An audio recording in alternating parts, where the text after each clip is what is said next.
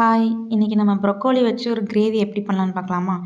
அதுக்கு நம்ம வந்துட்டு ப்ரொக்கோலியை நல்லா கட் பண்ணி கொதிக்கிற வெந்நீரில் உப்பு, மஞ்சள்தூள் போட்டுட்டு அதை கொதிச்சதுக்கப்புறமா எடுத்து ஒரு பிளேட்டிங்கில் வச்சிடலாம். சைடில் நம்ம வெங்காயம், தக்காளி கட் பண்ணிவிட்டு இஞ்சி, பூண்டு, கொஞ்சம் வெங்காயம், தக்காளி அரைச்சி வச்சுக்கிடணும். தேங்காய், சீரகம், பெருஞ்சீரகம் எல்லாம் போட்டு ஒரு பக்கம் அரைச்சி வச்சுக்கிடணும். அப்புறம் ஒரு பேனில் வெங்காயம், தக்காளி நம்ம அரைச்சி வச்சுருந்தோம்ல, இஞ்சி, பூண்டு, நம்ம வெங்காயம், தக்காளி கொஞ்சம் அரைச்சி வச்சுருக்கிறோம். அதை போட்டு நல்லா வதக்கி எடுத்துகிட்டு மஞ்சத்தூள், மிளகாத்தூள், அப்புறம் கரம் மசாலா எல்லாம் போட்டு நல்லா வதக்கிட்டு, நல்லா பச்சை ஸ்மெல் போகிறதுக்கப்புறம் வதக்கிட்டு நம்ம பாயில் பண்ணி வச்சுருக்கோம்ல, நம்ம கொதிக்கிற வெந்நீரில் போட்டு வச்சுருக்கிற ப்ரொக்கோலியை ஆட் பண்ணிக்கலாம்.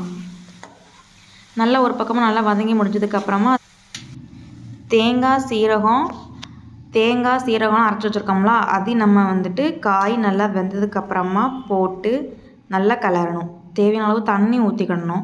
இது நம்ம சப்பாத்தி, பூரி, சாப்பாடு எதுக்குனாலுமே இது சூட் ஆகும்.